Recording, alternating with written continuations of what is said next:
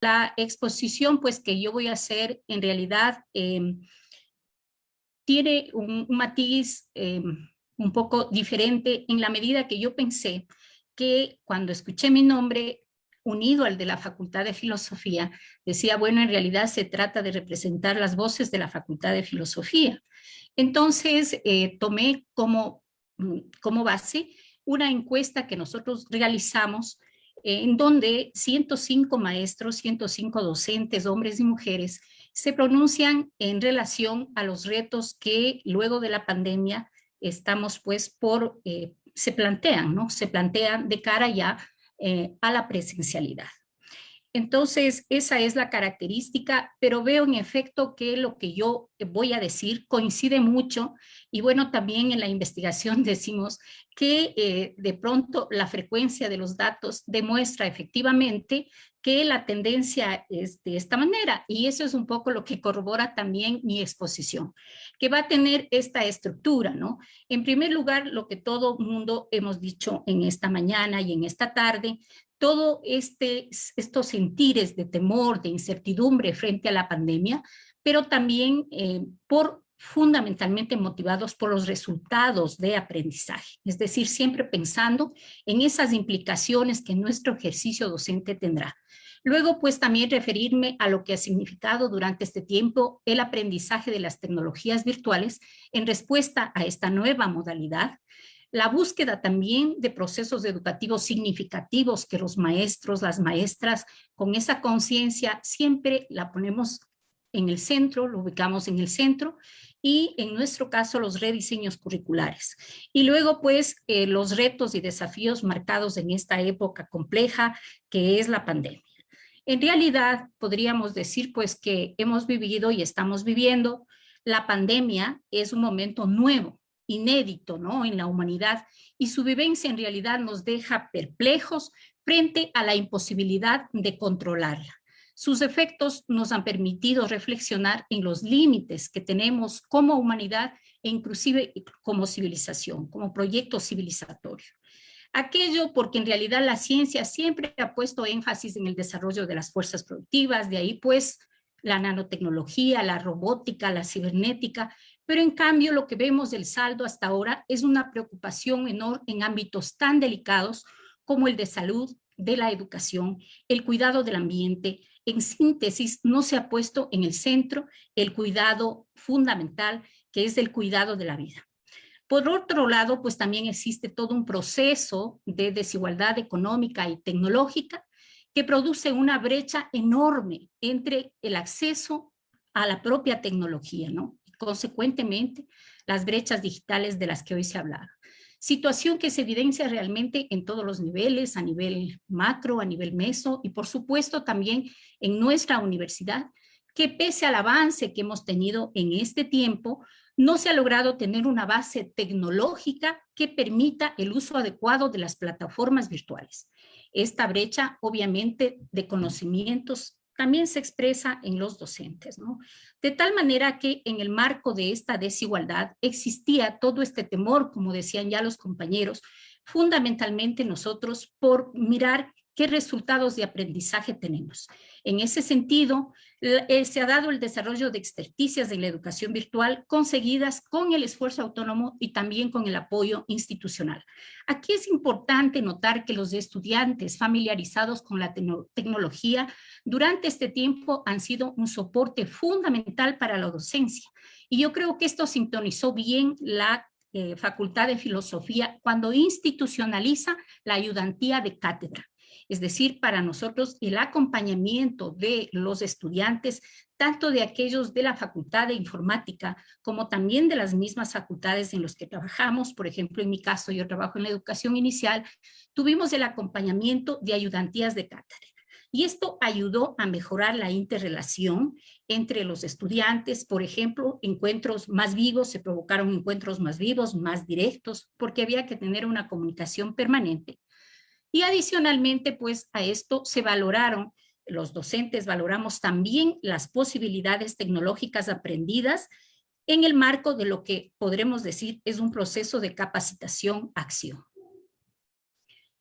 En ese marco, pues, una vez que estuvimos ya familiarizados en el manejo de las plataformas virtuales, plataformas en respuestas a esta nueva modalidad, para la Facultad de Filosofía, la idea era justamente ir a la mejora de los procesos pedagógicos, considerando clave la interrelación de los procesos tanto pedagógicos en primer lugar, tecnológicos, comunicativos y el desarrollo de capacidades emocionales, afectivas, que son tan importantes en la docencia. Son desde las cuales partimos porque estamos trabajando con seres humanos. La educación es un hecho profundamente humano, profundamente social, y de ahí la importancia al desarrollo de estas capacidades.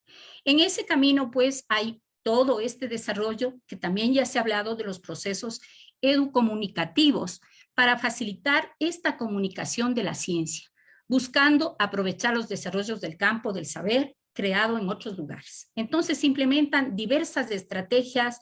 Yo creo que una de las estrategias que se rescata, por ejemplo, para la investigación es la metodología de proyectos, que efectivamente ayudó para que se realicen procesos en donde los estudiantes se compenetran también con la investigación, son hacedores de su propio conocimiento y esto es muy importante. Por otro lado, también podría decir que igual que lo han dicho los compañeros y compañeras, se generalizaron los webinares y en nuestro caso también esta es una nueva iniciativa institucional, pues estos webinares se hacen en respaldo para fortalecer las diversas disciplinas, ¿no?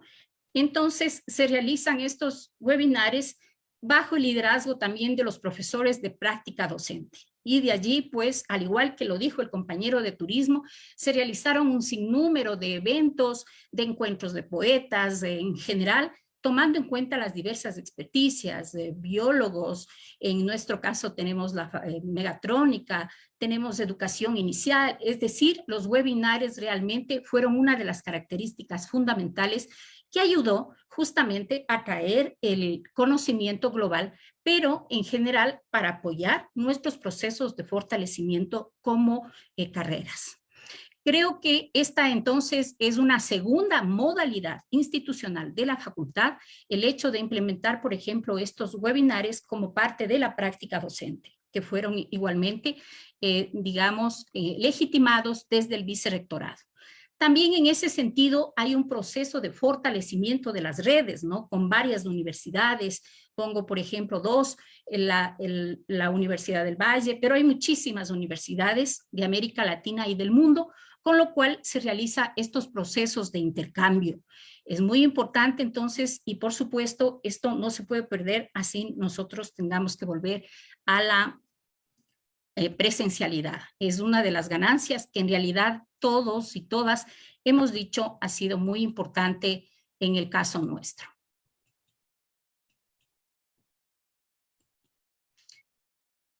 En esta pandemia, a nosotros como docentes de la Facultad de Filosofía, nos tocó enfrentar los nuevos, en este caso, los diseños curriculares. Los diseños curriculares fueron liderados desde la Comisión de Innovación, fue realmente una oportunidad, despertó entusiasmo, porque a diferencia de los anteriores en los cuales de alguna manera se tuvo una matriz, ¿no? Que se dio a todas las facultades de educación, en este caso todas estas propuestas nacieron desde la construcción, desde el protagonismo, desde la autoría de los docentes y también de los estudiantes.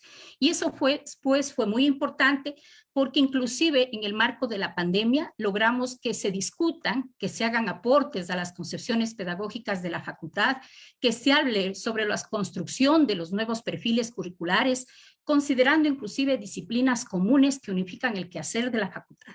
En el caso, por ejemplo, todo mundo tiene un sesgo, yo soy una persona que defiendo los derechos de las mujeres, de género, de interculturalidad, y en ese sentido a mí me parece que una de las ganancias que tuvimos el haber incorporado en todas las carreras, por ejemplo, esta disciplina de género, interculturalidad y derechos, porque es fundamental trabajar como aquí se dijo, una de las cosas que hemos visto en la pandemia son los inmensos procesos de desigualdad que enfrentamos y que tengamos una herramienta pedagógica, ya no solo como un eje transversal, sino que desde la academia podamos realmente tener esta asignatura que ayude a la deconstrucción de los procesos de desigualdad. Esto es muy importante. Nos pareció fundamental entonces, por ejemplo, esta incorporación. Luego también se hace todo un proceso de diseño y desarrollo de los sistemas de vinculación e investigación de la facultad. Se hace todo un proceso de discusión sobre las metodologías que acompañarán el desarrollo de las pedagogías críticas para que no solamente sea el aula, ¿no?, sino que se difuminen los talleres, por ejemplo, los talleres pedagógicos, los talleres considerando temáticas que tienen un carácter flexible y que fundamentalmente responden a las necesidades de los estudiantes. En ese marco, pues se aprueban las carreras de la Facultad de Filosofía y podríamos hablar que de ese proceso, como digo, liderado desde la Comisión de Innovación, realmente podemos avisorar una consolidación de la comunidad educativa que trabajó desde una perspectiva crítica y realmente colaborativa. Bien, ahora vamos a ver los otros retos, porque generalmente como producto del desarrollo hay nuevos retos. En el proceso también es necesario tomar en cuenta no solo las fortalezas, sino también las debilidades. Y en ese sentido, nosotros planteamos una pregunta que, como dije, fue respondida por 105 personas en relación a cuál es la opinión sobre la calidad de la educación superior ecuatoriana. Y en general, como ustedes ven, solamente un 2,8%, que obviamente al parecer está muy compenetrado con la tecnología, habla de que es mejor que antes. Luego, pues, el 41% dice que es igual y el 56,2% habla de que es peor que antes. ¿A qué se debe? En general, tuvimos como 360 respuestas abiertas, que yo un poco las he agrupado en función de las unidades de significado, como sabemos hacer en la investigación cualitativa. Y claro, aquí lo que se expresa es, hay una articulación de todos estos problemas, ¿no?, de desigualdad, justamente la desigualdad económica, la desigualdad educativa, la desigualdad tecnológica, que fundamentalmente pues son los problemas más grandes que inciden en la educación. En efecto, podemos tener realmente pues muchos datos de la CEPAL, que por ejemplo se dice que en el año 2020 hubo 22 millones más de pobres en relación a los 429 millones de pobres de América Latina. Fíjense ustedes cómo es la situación. O aquellos datos también, por ejemplo, del Oxfam, que habla que el 1% más rico de la población posee más del doble de la riqueza que 6.900 millones de personas. Entonces, toda esta situación macro obviamente impacta en la educación y, por cierto, a nivel de nuestros alumnos, quienes tienen que trabajar y retornar a sus hogares. Desde el inicio, los estudiantes hablaron de que, y esto es en función de la encuesta, el 40% de estudiantes no contaba con internet y el 70% compartían sus equipos informáticos con sus familias. Esta situación, pues, se expresa en estas brechas tecnológicas de acceso, en las dificultades e impactos fundamentalmente en estas brechas, tan grandes brechas digitales que estamos viendo en todos los niveles.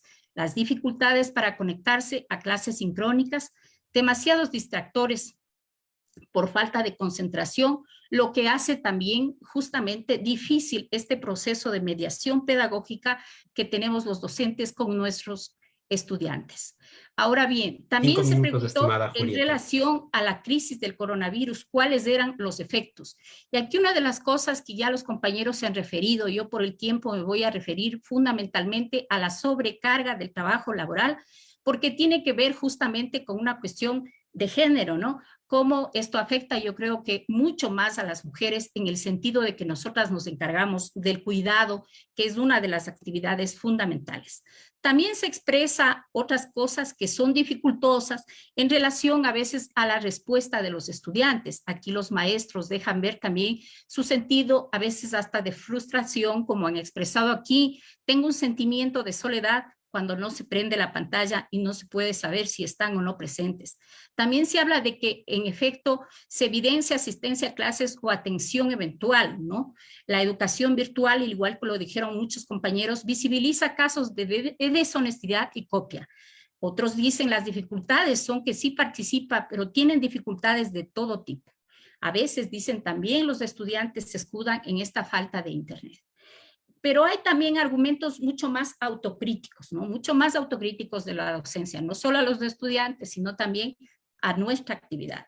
Entonces, lo que se expresa es que la educación virtual no permite una correcta adquisición de aprendizajes significativos, menos cuando la mayoría de estudiantes, y esto es importante desde el punto de vista pedagógico, no les hemos dado hábitos de estudio ni autorregulación bien establecida que se requiere, por ejemplo, para hacer una educación virtual, una educación a distancia, una educación que fomente el sentido de autonomía y de responsabilidad, que es lo fundamental.